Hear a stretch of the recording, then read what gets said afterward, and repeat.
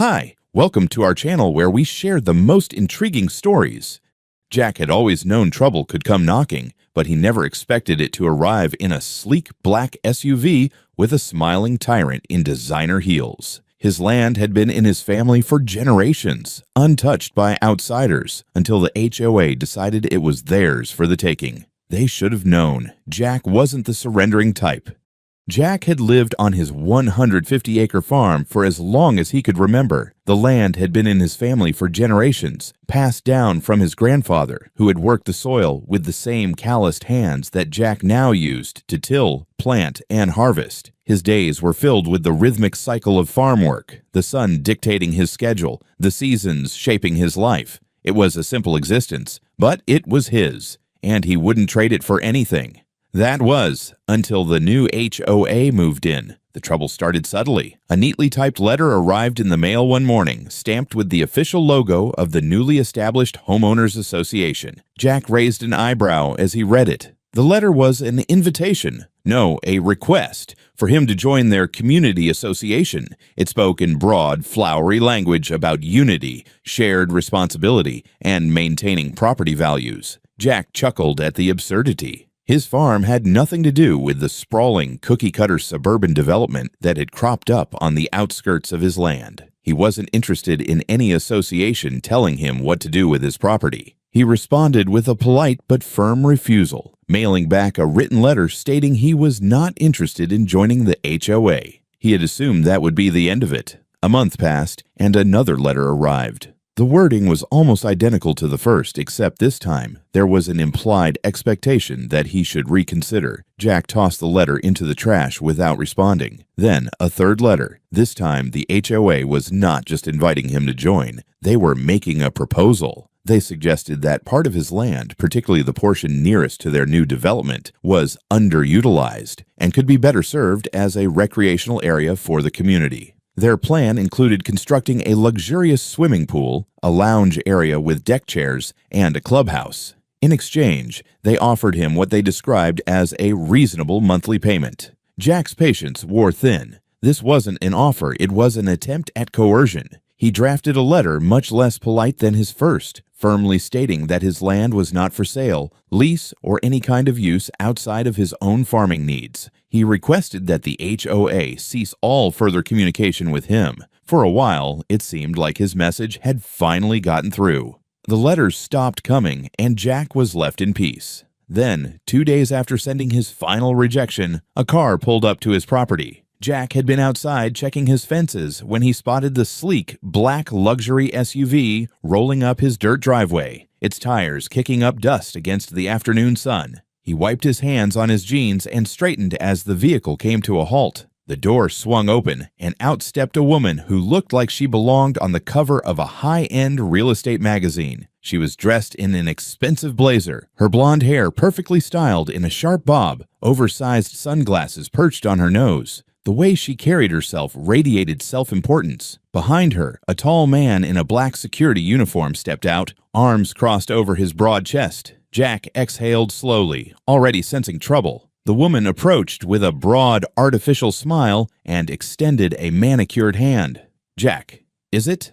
I'm Karen Masters, the president of the HOA. I wanted to stop by personally to discuss this little misunderstanding."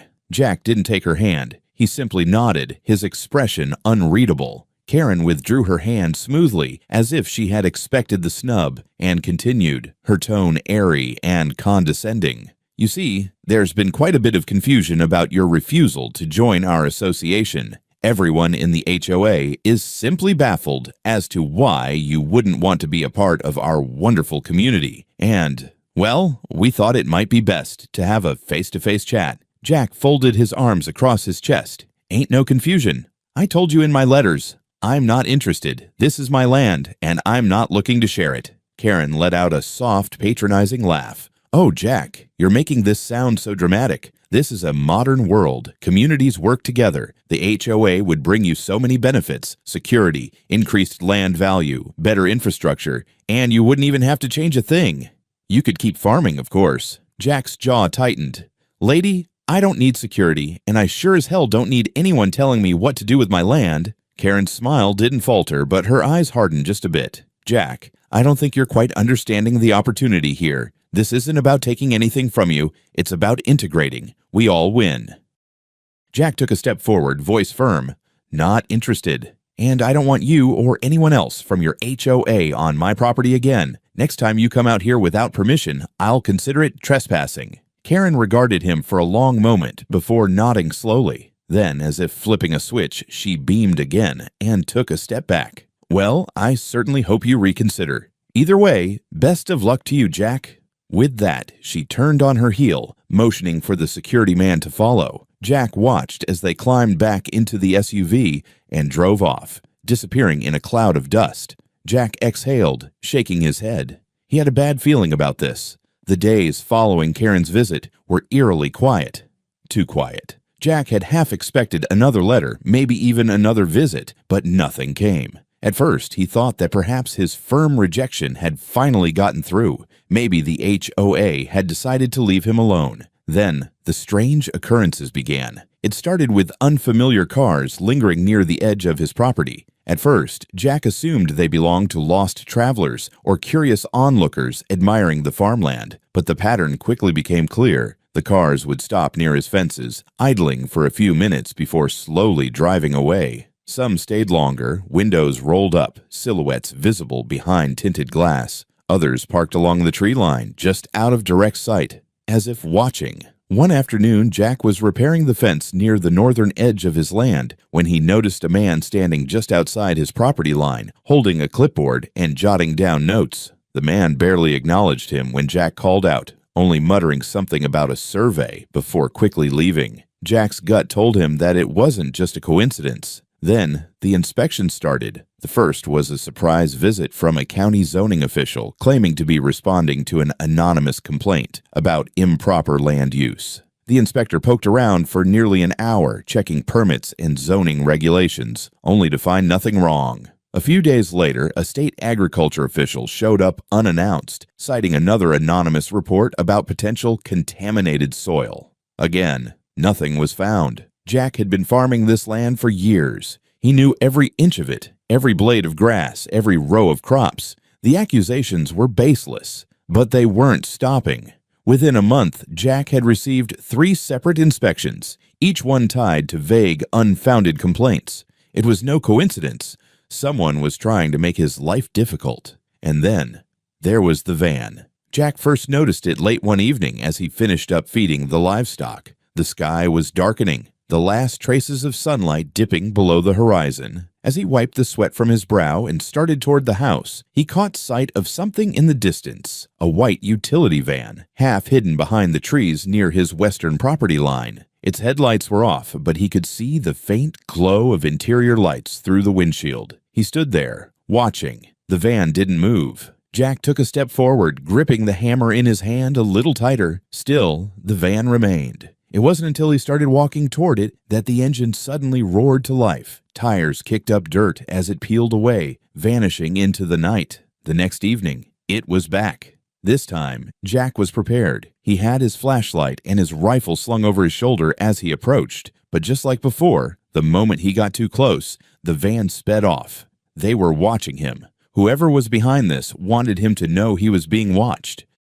That night, Jack lay awake in bed, staring at the ceiling. The strange cars, the inspections, the van lurking in the shadows. Someone was trying to rattle him. But who? He didn't need to think too hard about it. The HOA had gone silent after Karen's visit, but silence didn't mean surrender. As he turned onto his side, the distant hum of crickets and rustling leaves outside his window was suddenly interrupted by a faint, mechanical whirring. Jack frowned, sitting up. The noise was distant but unnatural, like an insect's buzzing amplified 100 times over. He climbed out of bed, grabbing the flashlight from his nightstand. Moving cautiously, he stepped out onto the porch. The farm was blanketed in darkness, the moon casting a faint glow over the fields. But high above, just barely visible against the night sky, a small red light blinked. A drone. Jack's jaw tightened. It was hovering directly over his property, circling slowly, its camera undoubtedly recording every inch of his land. He watched as it moved, tracing a deliberate path above his barn, his house, his fields. Whoever was controlling it wasn't just flying for fun. They were gathering information. A slow burn of anger spread through his chest. Enough was enough. Jack turned on his heels, stepping inside to grab his Remington 700. He moved quickly but methodically, loading around as he stepped back onto the porch. Taking a deep breath, he raised the rifle, aligning the scope with the floating intruder. One shot. A loud crack split the night, echoing across the empty fields. The drone jerked midair, its lights flickering wildly before it spiraled down, crashing into the tall grass near the tree line. Jack lowered his rifle, exhaling as the silence settled once again. But his victory was short-lived. In the distance, just beyond where the drone had fallen, headlights flared to life. The van. It had been there the entire time, hiding just out of sight. Jack didn't move as he watched the vehicle hesitate for just a moment before peeling away, disappearing down the dirt road. Whoever had been operating the drone hadn't expected him to fight back. Jack smirked. They had just made their biggest mistake. He slung the rifle over his shoulder and strode toward the fallen drone. It was a high-end model with a sophisticated camera and GPS tracker still attached. Jack picked it up carefully, inspecting the intact pieces. This wasn't just some hobbyist's toy. This was surveillance, and now he had proof. The following morning, Jack barely had time to drink his coffee before he heard the sound of tires crunching against the gravel driveway. He looked up from the kitchen table, peering out the window, and felt his jaw tighten. The same black luxury SUV that had appeared at his farm weeks ago was now pulling up to his porch. Jack sighed, already knowing who it was. He grabbed his phone and before stepping outside, casually pressed record. As expected, Karen Masters emerged, slamming the car door behind her with a force that betrayed her carefully composed demeanor. She was furious, her manicured nails gripping her expensive handbag with a white-knuckled intensity. But she wasn't alone. This time, she had brought two men with her, both dressed in business casual attire, but their broad builds and stiff postures screamed security. Jack stepped onto the porch, arms crossed, waiting for the storm to begin. Karen didn't waste a second. "How dare you!" she shrieked, marching toward him with her heels stabbing into the dirt. "You had no right to destroy HOA property." Jack raised an eyebrow. "HOA property? You mean the drone that was spying on me?" Karen scoffed. "Spying? Don't be so dramatic. That drone was simply mapping the area for future community development. You had no legal grounds to shoot it down, and now, thanks to your recklessness, you've stolen our equipment." Jack nearly laughed. "So let me get this straight. You claim that your drone, which was flying over my private property without my consent, was conducting business for the HOA. You do realize that's illegal trespassing, right?" Karen's expression faltered for just a second, but she recovered quickly, flipping her hair back with a forced chuckle. "Oh, don't be ridiculous. The drone wasn't doing anything wrong. And frankly, you're the one causing all these problems by being so difficult." Jack took a step forward, his voice calm but firm. "I don't owe you or your HOA a damn thing. My land isn't for sale, isn't for lease, and sure as hell isn't up for community projects. And since you seem so interested in the drone, well, you'll have to take it up with the police, because I turned it over to them last night." Karen's smile vanished. Her jaw tensed, and for the first time, a flicker of uncertainty crossed her face. "You called the police?" she repeated slowly. Jack nodded. "That's right, and they were very interested in why a private homeowners association was running unauthorized surveillance on someone who isn't even a member." Karen's fists clenched at her sides. "You're making a huge mistake, Jack. Do you have any idea who you're messing with?" Jack shrugged. "I think the better question is, do you?" Silence stretched between them. Her two security goons shifted uncomfortably, waiting for her next move. Finally, Karen exhaled sharply, regaining her composure. But this time, she didn't bother with the fake pleasantries. She glared at Jack, her voice dropping into a venomous whisper. "Listen, you stubborn old fool. You have one last chance to make the right decision. Either you sign the damn contract, lease us part of your land, and stop fighting this, or your peaceful little farm life is going to become a living hell." Jack didn't even flinch. He held her gaze, his voice steady. "If hell means never dealing with you again, I'll take my chances." Karen let out a dry, humorless laugh. "Fine, have it your way, but don't say I didn't warn you." With that, she turned on her heel, storming back to the SUV. The security goons followed, but before climbing in, she cast one last look at Jack. "You'll regret this," she hissed. Jack watched as the SUV sped down the road, dust kicking up in its wake. He had no doubt she meant those words, but Karen had made a critical mistake. She had threatened him on record. Jack looked down at his phone, still recording. He stopped it and saved the file. She thought she could scare him into submission, but now she had just given him more ammunition for the fight ahead. Jack had expected Karen to retaliate, but even he underestimated just how far she was willing to go. 3 days had passed since their last confrontation. He hadn't seen her SUV or any suspicious cars near his land, but he knew better than to assume she had backed down. She was planning something. He could feel it. That evening, Jack sat in his living room discussing the situation with his attorney, Michael Carter. Michael was a sharp, no-nonsense lawyer who had been handling land disputes for years. He had already begun gathering evidence for a potential lawsuit against the HOA. Letters, recordings, drone footage, everything that painted a picture of harassment and illegal activity. Honestly, Michael said, sipping his coffee, they don't have a legal leg to stand on. If they push this further, they're the ones who will end up in court. Jack nodded, but he couldn't shake the uneasy feeling in his gut. It wasn't just about legalities anymore. Karen wasn't playing fair. Then, the headlights appeared. Jack's head snapped toward the window as an SUV rolled up his driveway. His stomach tightened when he saw another black vehicle following closely behind. 2 cars. Not good. Michael frowned. Expecting company, Jack didn't answer. Instead, he reached for his phone and quietly started recording. The moment he stepped outside, Karen's voice cut through the cool evening air like a blade. "You coward! Running to your lawyer like a scared little child?" Jack stepped off the porch, hands resting at his sides.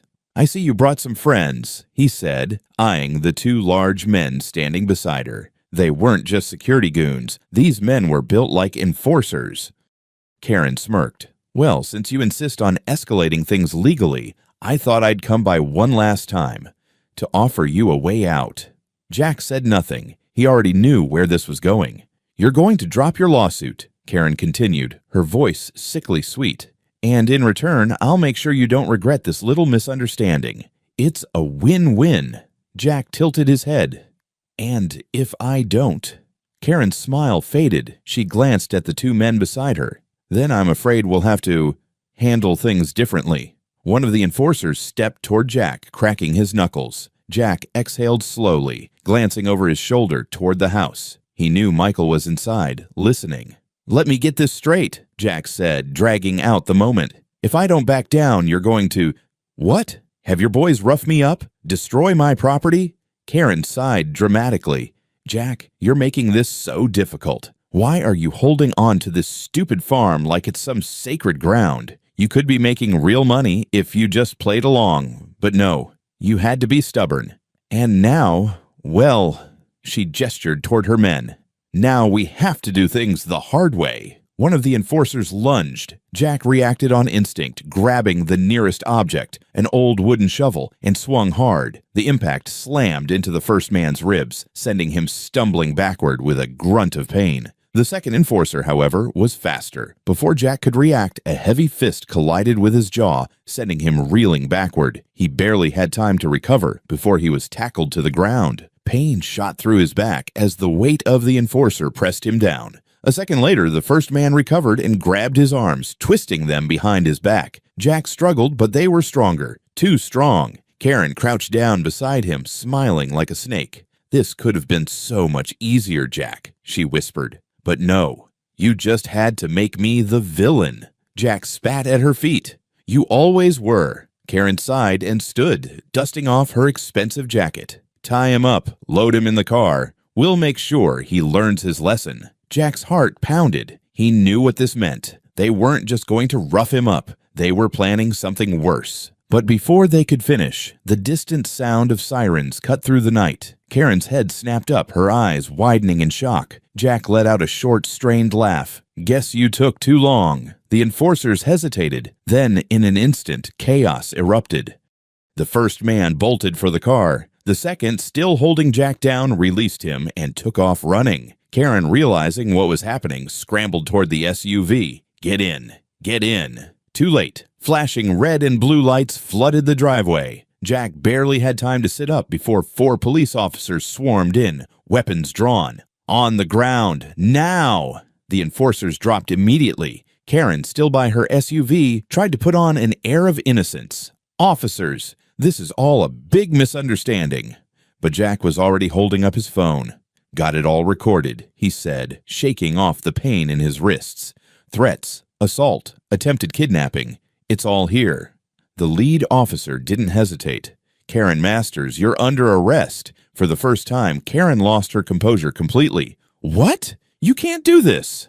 she shrieked, struggling as the officer pulled her hands behind her back. "I'm the victim here. This isn't fair." Jack slowly got to his feet, his muscles aching. He turned toward the house and saw Michael standing on the porch, phone still in hand. "You good?" Michael called. Jack grinned despite the bruises forming on his face. "Never better." Karen, now fully in cuffs, turned her furious glare toward him. "This isn't over, Jack." Jack just chuckled. "Oh, I think it is." As the officers led Karen and her goons toward their cars, Jack exhaled deeply. The nightmare was finally coming to an end. But justice was just getting started. Jack sat in the back of the ambulance, letting the paramedic dab disinfectant on the cut near his temple. His ribs ached from the beating, but it wasn't anything he couldn't handle. What mattered was that Karen was in cuffs. From his seat, he could see the police officers securing the crime scene. The two goons had already been shoved into the back of a squad car, their heads down, avoiding eye contact. Karen, however, was still causing a scene. "You don't understand," she shrieked, struggling against the officer's grip as he guided her toward another cruiser. "This is a mistake. That man is a criminal. He attacked us. He stole our drone. I am the president of this community. Do you have any idea who I am?" The officer wasn't impressed. "Yeah, we do.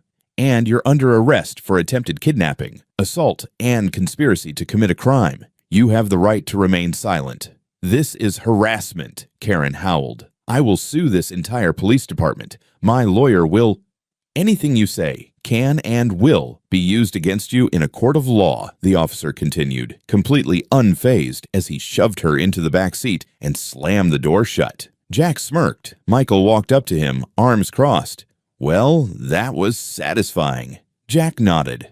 "Long time coming." The police had been thorough in their initial investigation. The moment Michael had called 911, he had made sure to forward all of Jack's recordings and documents, the letters, the drone footage, the threats. And when the officers arrived, they saw the tail end of the attack themselves. But the real gold mine came from the HOA's own records. After Karen's arrest, the police began digging into the HOA's operations, and what they found was a mess of illegal activity. Financial mismanagement. Karen had been embezzling HOA funds for years. Fraudulent land claims. The HOA had been attempting to forge documents claiming ownership over adjacent properties, including Jack's.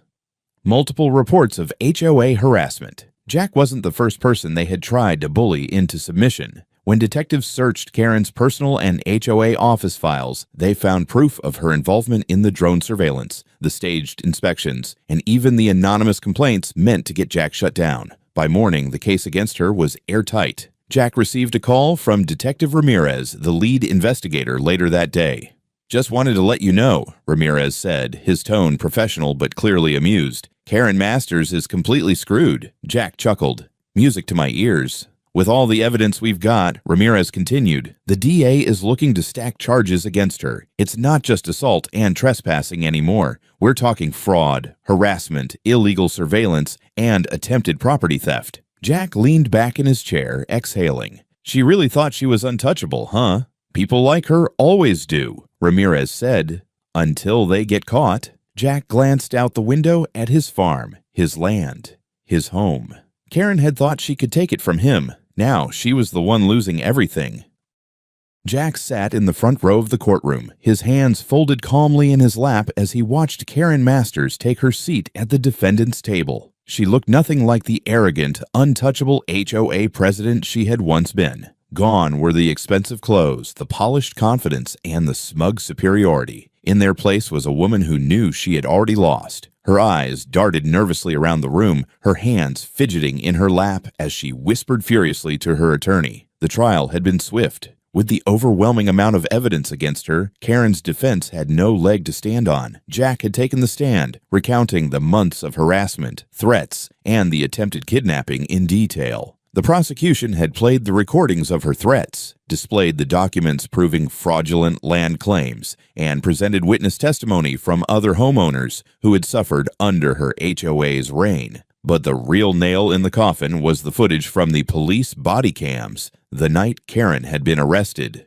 Her hysterical threats, her attempt to spin the situation in her favor, and most damning of all, her own words caught on Jack's phone.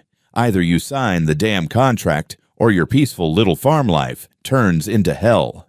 The jury had barely needed 2 hours to reach a verdict. Now, as the judge shuffled his papers and adjusted his glasses, the room fell into tense silence. "Will the defendant please rise?" the judge ordered. Karen slowly stood, her face pale, her hands trembling. The judge cleared his throat and delivered his sentence. 20 years in federal prison. Gasps and murmurs rippled through the courtroom. Karen let out a choked sob, her body swaying as if she might collapse. "In addition," the judge continued, "the court orders financial restitution to the plaintiff, Jack Carter, in the amount of $600,000, as well as damages to other affected homeowners. The defendant will also forfeit her role as president of the HOA, and a full investigation into the association's financial misconduct will proceed immediately." Karen let out a strangled scream. "This isn't fair," she shrieked, turning to her lawyer, who simply avoided her gaze. "I was only doing what's best for the community. You can't do this to me." The judge rapped his gavel. "Order in the court." Karen's outburst didn't matter. The verdict was final. Jack exhaled slowly, feeling months of stress and frustration finally lift from his shoulders. As the bailiffs moved in to escort Karen away, she turned toward Jack with pure hatred in her eyes. "This is your fault," she spat. "You think you've won. You think you've beaten me?" Jack simply smirked, leaning back in his chair. "Looks that way, doesn't it?" Karen screamed in frustration as she was dragged from the courtroom, her shouts echoing down the hall. It was over. Outside, Jack stepped into the fresh afternoon air, feeling the sun on his face. Michael clapped him on the back. "Well, I'd say that went about as well as we could have hoped." Jack nodded. "Better, actually. Think the HOA will keep bothering you?" Jack let out a chuckle. "Not after this. They'll be too busy trying to save their own asses once the financial investigations start." Michael grinned. "So, what's next?" Jack looked out over the distant fields of his land. His land. For the first time in months, it truly felt like his again.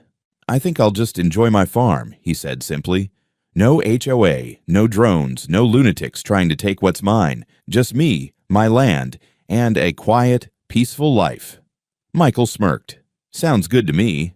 Jack exhaled, finally free from the chaos that had plagued him for months.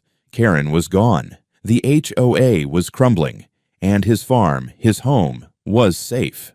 He walked back toward his truck, the weight of the past finally behind him. For the first time in a long time, he was at peace.